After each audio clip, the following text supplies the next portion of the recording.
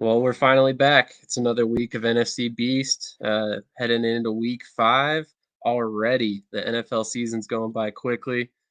Crazy to see that we're already headed into week 5, but here we are. Here we are. So far, it looks like it's going pretty well for the NFC East once again. One of the best divisions in football, as we've been talking about for 2 years now. So, if you're joining us, I hope you're a fan of one of these teams. If you are, drop your thoughts in the comments. Make sure you like wherever you're watching and subscribe to all the great channels that are bringing this content to you. So, let's go ahead and go around the horn real quick, introduce ourselves. Couch Coach, where can everybody find you? Pretty much Facebook, Twitter, Instagram on my podcast, Couch Coach Live, Wednesday night, 8 o'clock Eastern Standard Time. And then Commanders in the chat, Commanders ITC, Thursdays at 9 p.m. Eastern Standard Time, Commanders ITC on social media. What's going on? Y'all don't need no introduction. Everybody know who I am. The one and only, ladies and gentlemen, big time in the house. As the crowd goes crazy as usual. I'm here. Listen, you can find me simply on Facebook, the Big Time Show, or the Big Time Show YouTube page. Once you come there, I can show you everywhere else where I am, but those are the main two that you can find out. What's going on, Tavis? I see you in here. Absolutely. So we got another big week of games to get to, so we can go ahead and start with the game that interested me the most this past weekend, and I'm sure Couch Coach felt the same. The Washington Commanders versus the Philadelphia Eagles. That was the earliest game this weekend. I'm going to let you start it off, Couch, but ultimately, this game, the Washington game gave us everything we could handle. I mean, I'm not surprised, to be quite honest, but man, it was a tough loss. Sorry, tough win, I should say. What are your thoughts on this game, Coach? Yeah, this is one of those ones where when you look down the line, this could be one of the games that got away from us. You just look at it from the standpoint, us having, us essentially controlling the tempo on this game. Obviously, when you think about it, we had a 14. Biggest lead was 17-7. We did a great job as far as the time of possession. Kind of one of the keys that we started off with, as we previewed this matchup. We, was able to, keep you guys offense off the field. So, we was able to control and do things methodically. But then, obviously in the second half, you guys kind of got yourselves together. Then obviously you look at, and thankfully that, you got you and AJ, and not AJ Brown, but as far as getting that fourth quarter touchdown, giving us an opportunity to essentially tie the ball game. And then, obviously not us going for 2, we set up for the field goal to go to overtime. And obviously, we, put it out to you guys and put you in great position. And pretty much Jake Elliott took it home for the Eagles. But tough loss. But it's one of those where at that time, the team looked like they had some fight. So we'll fast forward to that later on. But yeah, I honestly was encouraged by this game as far as the Washington perspective, because honestly, that game very easily could have turned into a Washington win had a couple plays bounced their way. It just ended up, that the Eagles had a little bit more luck on their side. I mean, ultimately, that was the first time that DeAndre Swift has gotten slowed down at all. He averaged 4 yards a carry, but 14 carries for 56 yards. That's nothing to write home about. Kenneth Gainwell, 4 carries for 14 yards. Again, he got kind of stuffed. They kept Jalen Hurts in check in the run game as well. He only had 34 rushing yards. Outside of A.J. Brown's performance, realistically, this defense by Washington kept the Eagles' offense in check quite a bit this game. So, honestly, I would say that's an encouraging performance. Not to speak on my team so highly, but against one of the better teams in the NFC. So, yeah, if I'm a Washington fan, I'd probably come out of this game not necessarily happy, but encouraged by what I saw for sure. Big Time, any thoughts on this game? And things turned out the way pretty much everybody expected. You know, everybody figured Philly would win. You just didn't know how. Washington's, at the time was playing. Well, they were playing pretty good. I thought that the defense would get stronger and stronger and stronger, and they have. But it's really not a surprise that Philly won for some crazy reason. They find a way to sneak win out these days, and they did it again. So, hey, I'd rather sneak a win out than to lose. So, hey, it's all good on that. So, not surprised by it. I think that we're gonna lead into Thursday night though, which was a surprise, without a doubt. But good hard game. You expect that out of Washington, Philadelphia. 100%. So moving on to the next game of this weekend, we had the Patriots versus the Cowboys, which ended up in a beatdown by the Cowboys, just basically handing everything the Patriots could handle to them. Ultimately, we saw the Cowboys score 38 points, and Patriots only scored 3. Big time. I'm sure you got some thoughts about this game. Of course. I think that you can't really, um, I guess, put your hat on, if you let me say that, on a game. It's week to week. Things can change quickly. So everybody, media beat us up, of course, for losing to Arizona. And for some strange reason, they believe that this is now the Dallas Cowboys. But what it showed was that the Arizona week was just the Arizona week. And against the Patriots, we got back to business the way that it's been going all season long. And I didn't expect us to beat them like that because I thought it was going to be a gritty football game.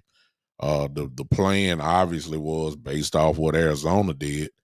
The plan obviously was that you expected New England to run the ball, and they didn't. For whatever reason, they just didn't. They still, the game was not out of hand. But for some reason, when you play the Cowboys, once you go down early like that, then what happens is that for some reason people forget their game plan, and we wanted Matt Jones to throw the ball, and you see the reason why with the turnovers that he had. We wanted that, and they fell right into our trap. It turned into a one-dimensional game. Zeke Elliott didn't do nothing. Stevenson, very surprised that he didn't get the ball more, and we took him out easily. Blowout game. Once you get into a one-dimensional game with us, you're gonna lose. So that's not a surprise. That's the way it was, and it's a repeat of week 1, 2, 1 and 2, just a blowout win. So I was surprised, not surprised that we won, but the way we won, I was just a little bit surprised. But this defense has shown once again, once they get you, you're in trouble. That's what happened. 100%. Coach, you got any thoughts on this game?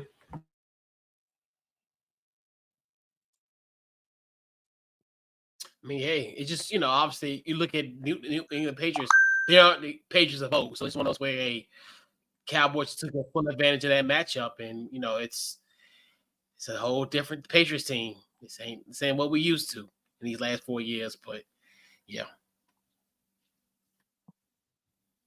100%. I mean, Mac Jones, this was one of his worst performances so far this season, primarily because of the pressure he was put under. 12 of 21 for 150 yards, 0 touchdowns, 2 interceptions. Bailey Zappi came in at one point through 4 of 9, a couple incompletions there himself. Dak Prescott looked great. The Dallas defense kept pressure on that offense most of the game, despite the fact that they didn't get a whole lot of sacks, and ultimately Mac Jones just couldn't handle the pressure. So it's definitely interesting to see how Dallas dominated this game so quickly and so easily. Although, like you said, this is not the Patriots we are used to watching over the past 3 years, but I guess that's what happens when you lose Tom Brady and you have to try to replace him with a quarterback who is honestly pretty physically limited when you really look at it. I know we don't have a Giants correspondent tonight, but we're going to go ahead and breeze over the Giants game real quick. But the Giants again lost. They lost 24-3 against the Seattle Seahawks, and in this game, this team just looked like they were not prepared. I mean, the Seattle Seahawks came into this. They only threw for 173 yards and still won the game 24-3. Daniel Jones, 27 of 34, 203 yards, 2 interceptions. Ultimately, he was leading the team in rushing. Didn't get a whole lot going in the passing game. So ultimately, pretty sad performance by the Giants. Any thoughts by you, Coach? Yeah, I mean, it was ugly. It was one of those where the Giants looked like they were doing a little something, but Seattle just came back roaring. Obviously, thought they would get a little bit of momentum after Geno Smith briefly went out with that ankle injury. But shout out to a lot of people question that Devin Witherspoon pick, and boy, he looked pretty good. Obviously, with that pick six, he pretty much put a nail in the coffin for Seattle to win this football game. But yeah. 100% on the day. He had 6 tackles, 2 sacks, and an interception. He was the big difference in this game. Big Time, do you have any thoughts on this game? Yeah, I just got one. I sat back and watched the game, and I just laughed. I mean, not that I don't like the Giants by no means, but what had me just reminiscing just a few weeks ago, and I guess Matt Jones kind of fits into this category as well. Even though I really hadn't heard this, I heard a lot of people say, and when I say a lot, I mean I heard pretty good people, a lot of people, say that Daniel Jones was better than Dak Prescott. That's all I could think of, and I just said, "Wow, okay." And in fairness to Daniel, at least for this part, you can't run the race without the horses. If Saquon is down, he is beyond a shadow of a doubt their MVP. And he has to be out there in order for Daniel to be effective, because if the game has to turn into his hands exclusively, they're not going to win. He's just not that guy. And there's nothing wrong with being a game manager. The problem with people, and I guess this kind of fits with my quarterback, is that there's mistaken identity. And they try their best to look at these guys through elite quarterback eyes, when really you should be looking at them through game manager eyes. And that way you can say, okay, well, he's a pretty good game manager quarterback that has some great moments. Daniel Jones does not have great moments. He hasn't had anything really, because he's just a game manager, and he has to have Saquon in the game in order for him to be really, really effective. We talked about Matt Jones. He's the same way. They won't even give him a number one receiver. So, I mean, what he's supposed to do? He really has no great tight end. What is he supposed to do? So, once you have a game manager type quarterback with no weapons, really, this is the kind of performances that you're gonna see from quarterbacks like that. That's all I got out of it. I didn't expect the Giants to look that bad, but when you look at what's surrounding him, Darren Waller doesn't even look like he want to play.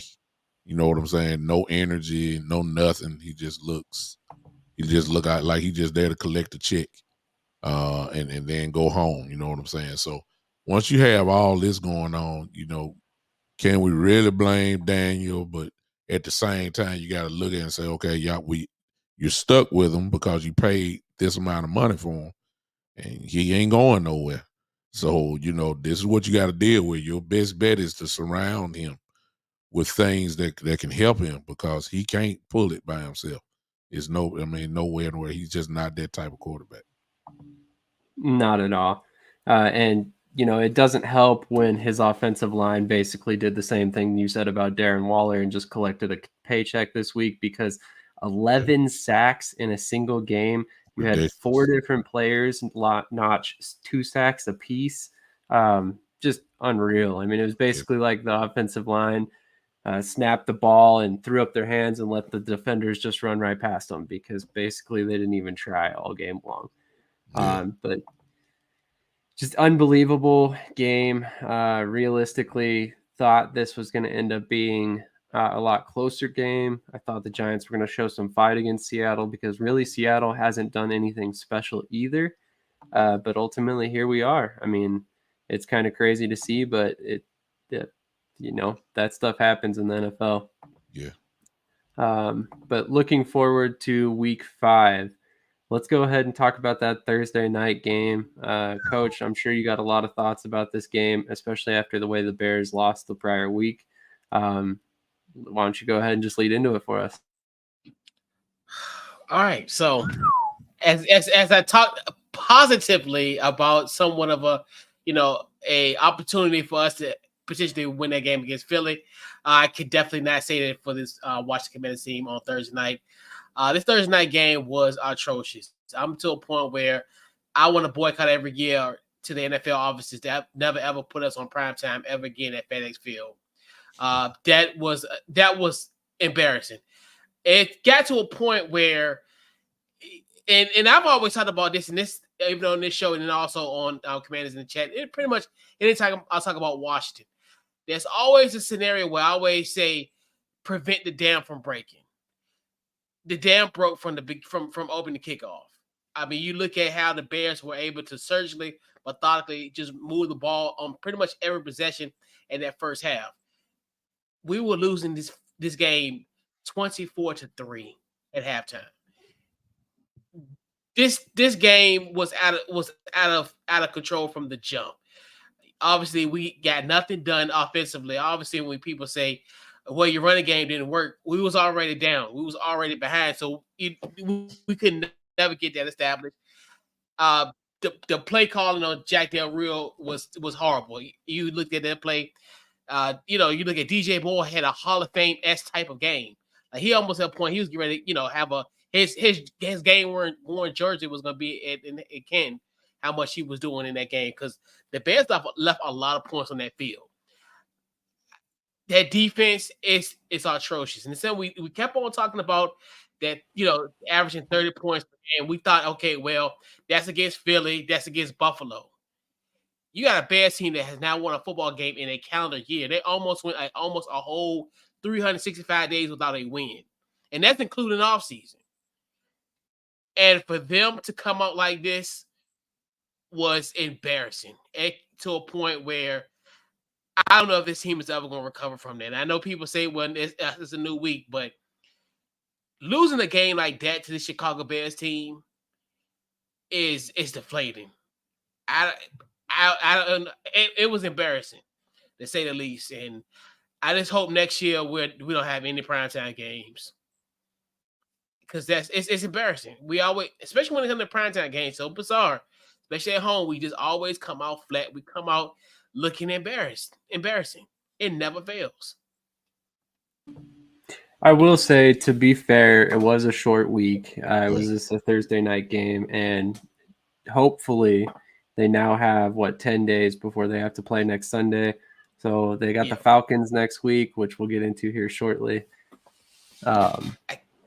It's going to be interesting. I think that might be a good opportunity for a win. And one more thing, Sam. I get that. Chicago had the same situation. Chicago had the same thing. And the crazy thing about them, they ran home, and I know they had to travel to Washington. That made it even worse. I mean, we was on the road too, but I mean, it's a 30-minute flight. Like, embarrassing. And then Ron Rivera doesn't make any adjustments at halftime. He let the players just talk among themselves. I'm like,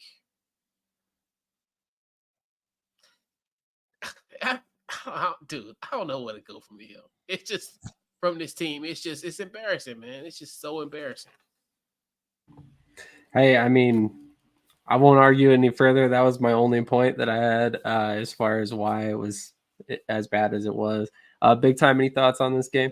Well, you took my thunder, Sam, because I was going to say the same thing about the short week.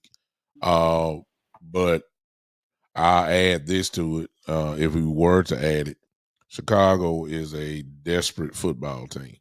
They hadn't won a game, and they were ready to play. I think that Couch. I think it was almost a classic case of what we saw with the Cowboys in Arizona. I think they just figured that they could show up. We're at home. They ain't won a game. They've been arguing. Everything is in disarray in Chicago.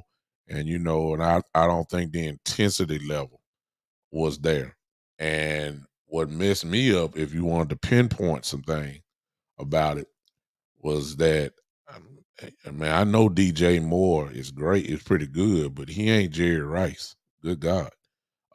He had a career day. He's good, but he's not that guy, like that. I mean, he's good though. But to have him almost did he have over 200 yards receiving? If I'm not mistaken, is that right? I think he did. They were like I think it was two. Let me check. I think that is it. Did 230? 230. I think he had 3 touchdowns. Yeah, 2 touchdowns, I think. Yeah, I mean, so you just can't have I let. think it was a 200. Yeah, 8 receptions, 230 yards, and 3 touchdowns. See, I'm saying that's not deep. That's Justin Jefferson type numbers. That's Tyreek Hill type stuff. Those guys are not DJ Moore. You know what I'm saying? If DJ Moore was doing that, he never would have got out of Carolina. That was his greatest day in history. So when you see that was bad. I'll throw this last thing in, Sam and Coach. I'll say this: I do see some light at the end of the tunnel, though. And you're right, it's gonna be hard. And I ain't gonna say it's gonna be hard. I think it was kind of like Dallas, Arizona. I think y'all be ready to play. You got a little mini bye week. You should be good. But it was refreshing to me to see Magic Johnson come out and just say what he had to say, because what that shows is accountability. Now, for everybody else that don't like getting called out in the media like that, they're gonna have to suck it up and let's go. If guys getting mad, this Magic Johnson we talking about, he has that credibility, even though it's a total different sport. Even though it's that, he has that credibility because he's a champion. And your other owner has won championships in other leagues. So the credibility is there, and the standard will be there. They're just not used to it. I'm quite sure a lot of guys, it rubbed them the wrong way to see Magic come out and say something, but so be it. This is what that it's good to know what the expectations are. So I was cool with that. Definitely. Well, we had some quarter season thoughts we wanted to get to for everybody, since we're already that way or that far through the season. Crazy to think once again that we're already 4 or 5 weeks into the season. But let's get to our expectations. Have your expectations for your team changed since the preseason? Let's start with Couch. Yeah, I definitely think I think it's slightly, because I even thought that this team was going to be at least a 500 team, because obviously I know we at the time we had Buffalo, we had Philly, so I figured, hey, we probably have 2 losses. I think the Chicago one wasn't on my list as far as a game that we were going to lose to. So I think it's right in the middle. I think it's where I kind of figured we were going to be in this spot. I mean, as far as at least at 500, hovering over 500, I think we were going to be like 5-0 at this point. I figured, hey, at least 3-2, but 2-3 is, like it's a difference, So it's certain things, like if things would have went the way it felt, if we would have went for 2, maybe that made us 3-2 or what have you. But it's still I still got to say the expectation is the same. I think ain't nothing really changed, honestly, in my personal opinion. That's fair. Big Time, what about your expectations for the Cowboys? Mine are still the same, and depending on tomorrow night, I may change it again. I expected us to be 4-0 at this point. Of course, we're 3-1 heading into the Frisco game, which everybody had circled. So they're where they are. I did not expect us to lose against Arizona. So that's really the only hiccup that I have. The way that we play, um, the offense in training camp was known as they were secondary to the defense. So the expectation was the defense was going to be the strongest unit on the team, and they have been. So that's not a surprise. Before the season started, I had said that they should be a top 3 defense in the league, just built off paper, and they are. So that's not it. I mean, I expected the offense not to be as dominant as the offense. I mean, the defense is. So I'm not surprised at all. The way that I'm going to say is, win or lose tomorrow night. I just want to see how we play. That's the part so far to me has been consistent, other than the Arizona game, and that was the defense. They got lit up as well. So not much of a surprise. I said we would be one of the top 3 or 4 teams in the NFC. We are, and it's not a shock to me. Yeah, I would agree with that assessment on both sides for both of you guys' teams. Washington, I think, is just a smidge below where I expected, but realistically, that could change as early as next week. Like I mentioned before, I definitely think that's a winnable game for them. And then Dallas, they're definitely walking into a winnable game this weekend, and I ultimately think we're probably going to see them, end up 4-1 after this weekend. So, as far as the Eagles go, to be quite honest, I think they've kind of exceeded my expectations so far. I really was worried about that Tampa Bay game. I thought they might be the game that we ended up finding our first loss. It hasn't happened yet. I know it will at some point. We are not going to be undefeated all season long. Just look at the way we've played. This offense has looked off, just off at points in time where it didn't seem like we could get into a rhythm that we were able to get in last season. Hopefully that changes. This past game gave me a little bit better feeling about that offense, but ultimately we got a long way to go. I mean, it's not a perfect picture of the Eagles team that I thought we would have this season, and ultimately we'll see how things go. But so far so good, I guess. So what's the biggest opportunity for improvement from each team? Let's start with Big Time this time. Offensively, you can't move the ball like we're moving and then somewhat get halted in red zone. Now, in fairness to a lot of people always want to point it on Dak. So, in fairness to Dak, Peyton Hendershot in the red zone dropped 1 in the end zone. No, excuse me, 2. Jake Ferguson dropped 1 in the end zone. There was another drop as well. I forgot who that was, but even if you just get 2 of those, your red zone percentage changes tremendously. Or even you cash in at least on 3. I mean, and you can't blame Dak for that. So I'll be honest with you, if the Cowboys did score in the red zone like everybody talking about, we'll be averaging 40. I mean, yeah, man, good Lord. If you scoring, like, I mean, we're scoring, we have help me out, Sam. What are we averaging? I mean, is it 28? I mean, let me know real quick. I don't know what we. I mean, a lot of that is defense as well, because defense have scored a lot, a few touchdowns themselves. But the offense is scoring. We're moving the ball. That's really the only thing. My defense is one of the best in the whole league. So there's nothing really to talk about that. Can I answer this question real quick? Yeah. Marco play where on offense can San Fran hurt Dallas? It's simple. If McCaffrey goes off, there it is. That is really him. I think that the secondary can handle Debo and Ayuk, and I even throw Kittle in, even though Kittle scares me a little bit. But if McCaffrey goes off, then we're in trouble. It's just that simple. Even though we bottled them up pretty good in the playoff game, I think he had 10 carries for 35 yards. But it's got to be McCaffrey. You got to keep him calm down. 100%. Go ahead. That's it for me. I was just going to say the points scored by the Cowboys so far, 124 points in 4 games. That breaks down to 31 points a game.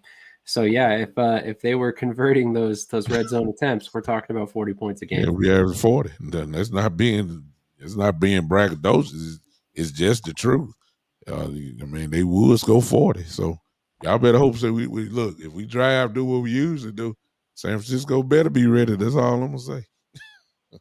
Yeah, actually, if you're looking at the 2 toughest teams in terms of on paper currently, we're probably talking about San Francisco and Dallas. I mean, Dallas's offense 124 points, San Francisco's 125, but Dallas's defense has only allowed 41 points in 4 games. San Francisco's allowed 58. So that looks like a very even matchup on paper. It's going to be a good game later on this season for sure. Coach, how are you feeling about your team? Where can they improve the most? Obviously not Sam Howell's performance, I would imagine.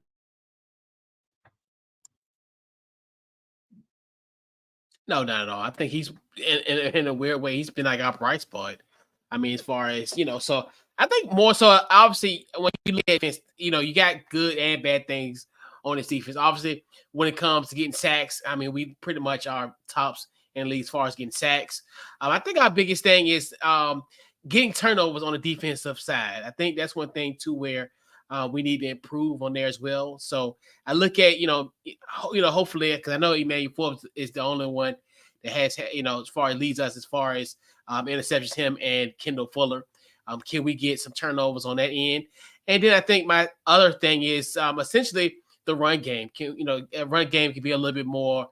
I think that's our catalyst where we can get that going. I think we're like 24th as far as rushing per game. So we definitely need to improve that because I think that's where we can start these games off and then give Sam an opportunity to, as far as, screen passes and it opens up the offense if we have a good running game. So those are the kind of the 2 key things I think that we need to improve on.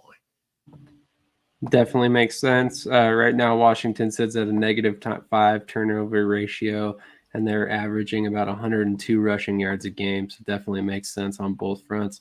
If I'm looking at the Philadelphia Eagles right now, the biggest room for improvement right now is that pass rush. I mean, I know we've had a couple of situations where they've gotten some sacks, but quite honestly, after coming off a 70-sack season last year, and in my eyes, improving the talent that we had up front, I expected better. I know that's extremely high expectations, but after what we did last year, I really, truly thought this defense was only going to get better, especially with who we brought in the first round. And ultimately, it just hasn't panned out quite yet. I do think that as the season goes on, both the rookies will get more involved in terms of the pass rush and we'll start providing more sacks. But, we're getting plenty of pressure. We're just not getting home right now. And I think that's going to change as the season goes on as well. But that's a small gripe to have considering the defensive line that we've got. It's only a matter of time before they ultimately turn things around for us. But we've got a couple more subjects to get to here.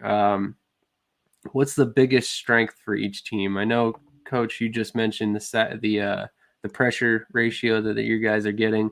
What are your thoughts? Yeah, I think that's one big thing because I know, coming into obviously us having the 4 first round, four first round draft picks on the defensive line. My bad.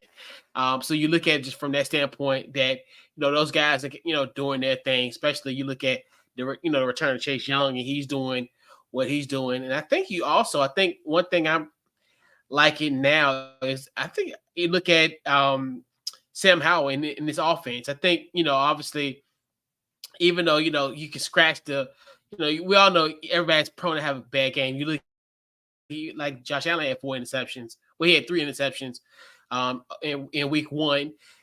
Same thing happened to Sam Howell, in week 3 of our season. So I mean, to me, I think he has been our bright spot. I do like the fact that even though, and I think everybody has been involved offensively. You look at, especially from the, you look at Curtis Samuel, he's active as well.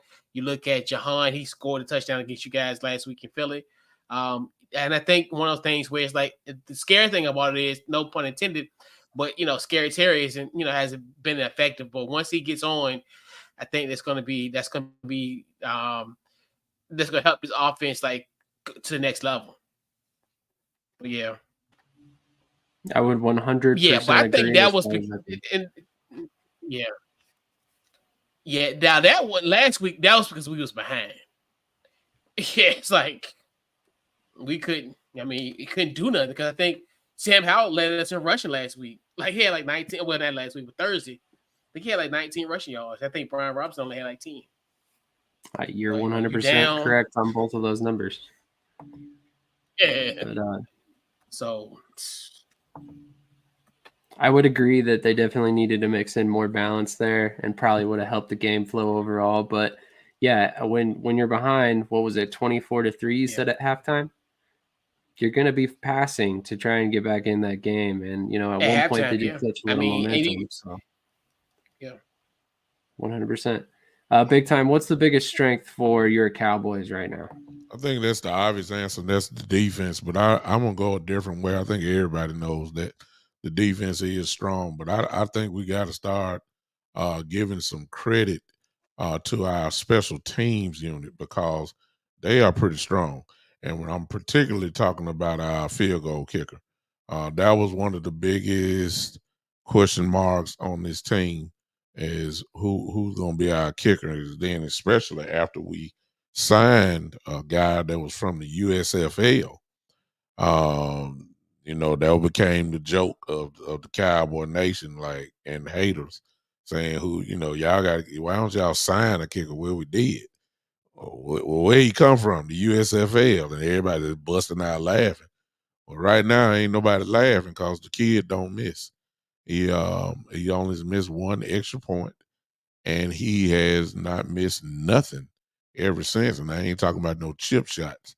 I'm talking about bombs. And he's been a very pleasant surprise for us, and that's turning out to be. And I know they're not the same thing as the defense, but he's doing well. Special teams, we blocked the kick against the Giants, returned it for a touchdown. I mean, we've done some. We did a 2-point conversion on New England last week. Off a touchdown to keep the momentum going, get the crowd into it. A big, little small plays like that, a momentum play. So the special teams unit, I think we got to start looking at that. Turpin has had a couple good returns, solid punt, keeping the not possession, but keeping the field of position in real good shape for the defense to go hunt, rather than starting drives at the 50-yard line or 45-yard line above. This kid actually, like I'm saying, touchbacks. I mean, he's not only kicking it to the end zone, he's kicking it all the way through the end zone. So there's no kickoff return. Your ball will be at the 25-yard line when we started off, and I take my chance with that. So they have been a weapon so far. I know the defense is the strongest point, without a doubt, but I think we can't overlook what the special teams unit been doing. Yeah, I would agree. And for anybody questioning who they're signing in terms of these USFL guys, I would look at John Fossil's resume, because he got his start in alternative football over in NFL Europe. So he's always going to look at these type of leagues for talent. And if you went and watched Brandon Aubrey's tape in the USFL, you would realize he didn't miss there either. The field's the same size. Kicking is kicking is kicking. Realistically, the only difference is that he's got, a little bit faster rush coming at him, a little bit more talented athletes, I guess. But at the end of the day, if you're accurate in the USFL, chances are you're going to be accurate in the NFL as well in terms of kicking. True. But he's been a pleasant surprise for my fantasy team as well. Yeah. Thank you very much for Dallas kicking all those field goals recently. I've enjoyed that quite heavily. In terms of the Eagles' strength right now, I think it's obviously DeAndre Swift. I mean, you look at the way the guy's running the ball, and this past week was the first time that he's really gotten bottled up. And you notice that our offense didn't really look like it was the same, several different times throughout the game. Ultimately, we did get the win, but I think there's a lot of room for improvement there. I think that we got to get a little bit more creative in the way that we use our backs and rotate in Rashad Penny more. I don't like the fact that he has not been involved much at all so far this season. You brought that guy in, so we have a bigger back in the first place. Why aren't we using him in situations that call for it? But ultimately, we got one more subject real quick I wanted to get to, and it is what is the most pivotal matchup for your team over the next quarter of the season, so the next 4 games. Go ahead. Let's go coach first. As many of your Eagle contingent, will say, I think it's going to be our October 29th matchup against the Philadelphia Eagles. I think when you look at it, how will this team fare after the Giants game? Like, will we lose to the Giants and then we're 0-2 in the division? And as far as we could go in and match up and maybe being 0-2 in this division, which I think if it's a must win, regardless if we win or lose against the Giants, because you definitely at this point going into the month of November, you do not want to be under 500 as far as NFC East wins. So you look at it, it's a one of those games, but you definitely don't want you don't want to get swept by a team like the Philadelphia Eagles. Think to yourself, then you got to essentially run the table. And then obviously, we still got the Giants in November right before, sandwich in between. Obviously we play, the Cowboys on Thanksgiving, and then we play them in week 18. So you got to win one of these NFC East games coming up. So I definitely think us, going to FedEx and avenging our loss from last week. So that's our biggest matchup. That would be, as some of the Eagles guys would say, that's our Super Bowl. Especially for a team of our nature, we gotta take care of business and beat Philly for sure.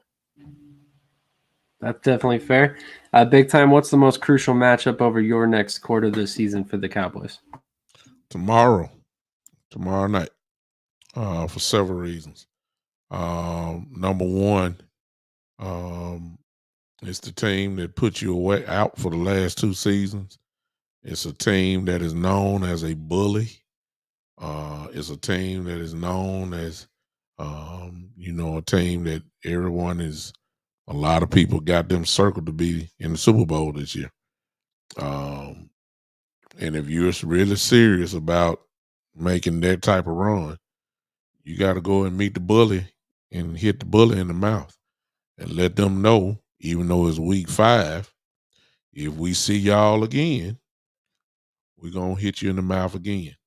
And so you got to send a message tomorrow. But most importantly, and bigger than that, because of the way that San Francisco is winning, and you think that they probably going to win a whole lot more this year, you can't afford to go 2 games behind, even though it's week 5 already. If the Cowboys lose, they'll be 3-2. The San Francisco 49ers will be they'll be 5-0 if I'm not mistaken, 5-0, and they'll have a head-to-head win against you. So just in case things come down for some crazy reason, we get the same record, they're still over us. When you got teams like Philly and San Francisco that you got to keep pace, and unfortunately, that's why the Arizona loss kind of messed us up, because if you lose and they keep winning, you down 2, and it's gonna be hard to make up those 2 games. I don't care what week we in; they're too good. I'm not saying you can't, but you're gonna have to. You can't afford any more hiccups if you're 2 games down. We ain't even got to the division or some of the big heated divisions. But I will say this, so I'm saying it's tomorrow. However, the overall big picture, Sam and Coach, is this.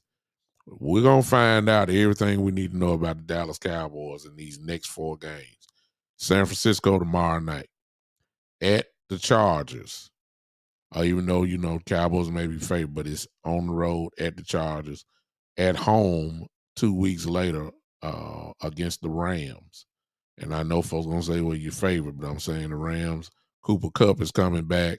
The young kid is that the other kid is just killing everybody right now. They're going to be together. You still got Matthew Stafford. They're dangerous.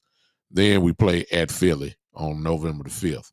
So you got the 49ers, Chargers, Rams, Eagles. 3 of them are on the road. We're going to find out now. That's going to tell everything that we need to know about the rest of this season. If the Cowboys can come out of that thing 3-1, 4-0 maybe, look out. That's all I'm going to say. But if they come out 2-2, that's okay. But if you come out 3-1 or 4-0 out of that, look out. That's all I'm going to say. 100%.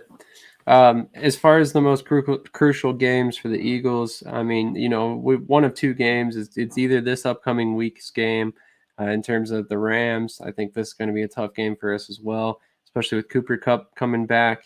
And then obviously that Washington game as well. I mean, you got to beat division opponents to win the division, in my personal opinion. Otherwise, we're just going to all cannibalize each other, and we'll end up having a terrible record, and we'll all be lower on in the playoff seeding. But ultimately, one of those 2 games, I'm leaning more towards that Washington game due to the division implications, of course.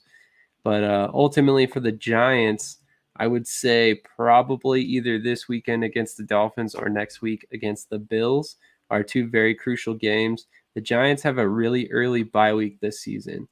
So they've only got 2 more games, and then they hit their bye. If you go into that bye week with only 1 win, you're not shaping up very good in terms of the season. So they need to win a game before that bye, move into the bye with some momentum, and then come out hot for the rest of the season, because they're already way behind the 8 ball, and it's only week 5. So there's no room for losses in the NFC East if you want to make the playoffs, and the Giants know that. That's why you paid Daniel Jones. It's time he starts earning that money. But speaking of that Dolphins-Giants game, let's go to Big Time. Big Time, do you have any thoughts on this Dolphins-Giants game this weekend? Oh, man. If the Giants look like they did last week, they are going to the Giant. I mean, the Dolphins a couple weeks ago almost set a record for points. They very well could get it this week if they don't watch out. And I mean, I know that may not happen, obviously, but it's going to be a beatdown. That's just really the bottom line. How bad is it? I don't know. But I don't think that the Giants can even compete with these guys. But any given Sunday, any given Sunday, you just never know. 100%. Coach, you got any thoughts on this one? Yeah, I agree. I think it's going to be, especially considering the fact that this Dolphins team did, lose to the Buffalo Bills last week, and they're back at home. So it definitely is one of those games. I definitely think it is a game where I think Miami will take full advantage of this Giants team, and they may not get 70. They might hang about 35, 42 on them, but it ain't gonna be 70. No. So yeah. No. That's fair. I definitely think this is going to be a little bit of a retribution game for the Dolphins. Like you mentioned, they took a little bit of a beatdown last week from the Bills. So I think they're going to try and bounce back against the Giants, who they probably look at as a cupcake opponent currently. So check out that game, 11 a.m. tomorrow morning. Definitely excited to see how that game comes down, because you don't really know what Dolphins team you'll get. Like you guys said, 2 weeks ago, they scored 70. Last week, they could only put up 20. Which team do you get? Moving on to the next game, though, we got the Eagles versus the Rams. I'm going to go ahead and kick us off on this one, but I ultimately think this game could be an interesting game for the Eagles fans, because we got a new cornerback manning the slot, so we were able to move James Bradbury back where he belongs on the outside. We've got former no-fly zone member from the Denver Broncos, New Orleans Saints, Houston Texans, Bradley Roby, who has yet to play this season so far. I'm very excited, encouraged that we made a move so far. It'll be interesting to see where he's at in terms of his readiness to play. We've had several different guys cycle through that slot position, and it's been kind of a weakness for us so far this season. So it's important to see how he does this weekend, especially against a team that can definitely spread teams out. The Rams, like to use 3 and 4 receivers, so he's definitely going to get a test this weekend. And I still expect that we see plenty of Josh Jobe and Sidney Brown in that dime position as well. Ultimately, I'm going to say this is probably going to end up an Eagles victory, but I expect another close game. It would not shock me if the last team to hold onto the ball wins this game. I don't expect any more than a 7-point victory.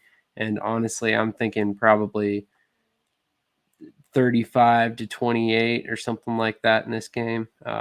Let's go to Big Time. What are your thoughts on this game?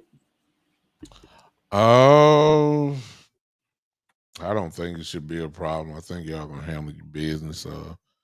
You guys have the same fire, I guess. Everybody's got their eye on what everybody else is doing, and you got to keep pace. That's enough motivation. To be honest with you, everybody know the 49ers are there.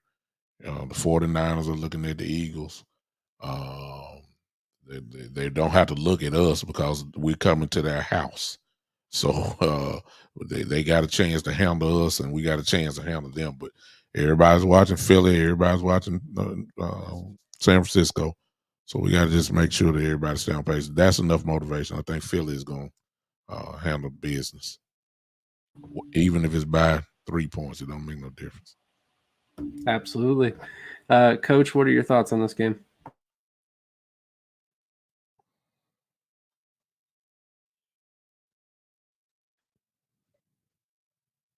You with us, Coach?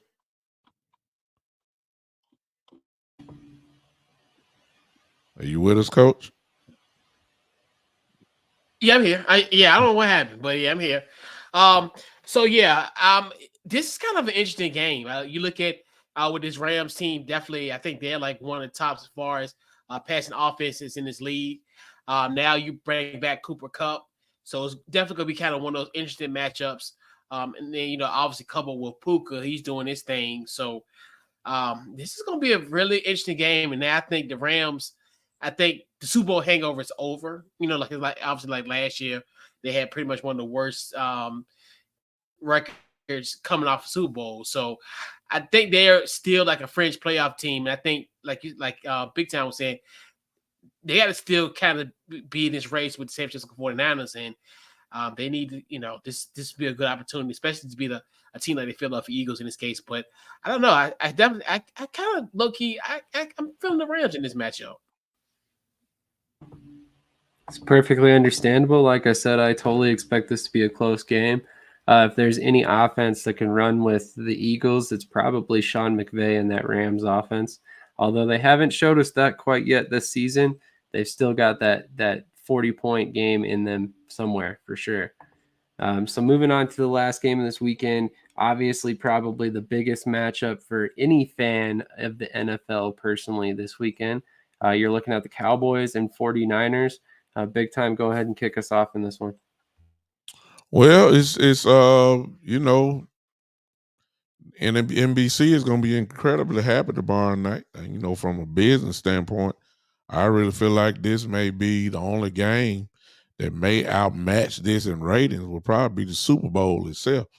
The Cowboys bring ratings, but when you add in the San Francisco 49ers fan base, this is going to be I would think this is going to break records. Now, as far as the game goes, I think it's going to be a knockdown, drag out war. On my show, I stopped doing predictions after the Arizona game. The Cowboys hurt me so bad, I can't do no more predictions. As far as score goes, but I think that the Cowboys are focused. Only two things I feel has to happen for us to win. We got to shut down McCaffrey. He's playing like an MVP. He looks like one. He's incredibly dangerous. The only thing that I could say is that in the playoff game last year, we held him to 10 carries for 35 yards. That's big. It was Mitchell who hurt us last season, but Mitchell is not playing. That's going to be big for us. The second thing is that we don't need to make Dak the MVP. You got to look at him as he is, at least to me. We got to start looking at him as a real pretty good, sometime great game manager. And if you look at it from his eyes, the game is not on him. The game is on the running game. The game is on the defense. If we do what we do, I think that we might pull this one off. So it's gonna be who gonna bully who first, who's gonna stop the run. Whoever run the ball the best is gonna win. Everybody talking about Christian McCaffrey. May I submit to everybody, please don't forget about Tony Pollard. Please don't, because he can get you too. That's all I'm gonna say. 100% he can. Coach, what are your thoughts on this game? Yeah, so big time. I don't know. The Swifties may disagree as far as the ratings. So, but this is just a tongue-in-cheek joke. But yeah, this is gonna be the waiting all day for Sunday night type of matchup. I think this is kind of one of those where you look at two teams, especially that are gonna be in the playoff picture in the NFC. Both these, even in the playoff losses, they've came down to the wire. I think a lot of people kind of fail to realize that. I know a lot of people like to, y'all lost San Francisco, but they lose in this, and these are very close games, and it's just a difference between a few plays here and there where Dallas had an opportunity to win these football games, so it's never like a blowout type of scenario, guys. Like you said, it's knockout, drag out. It's definitely gonna be a good game, and like you said, Dak doesn't necessarily have to be the hero in this one. If it's definitely all three phases are coming together, I definitely think guys definitely got a good shot. And it would be kind of one of those type of nights in a weird way that Dallas would win, and obviously kind of, I won't say take the focus off of San Francisco in a sense, but more so of how they've kind of been skating around so far, and everybody's looking at ultimately the best team in football, as many people think they are. But I call me crazy. I definitely think you guys are gonna be an upset. I definitely think y'all might take care of business on tomorrow night for sure.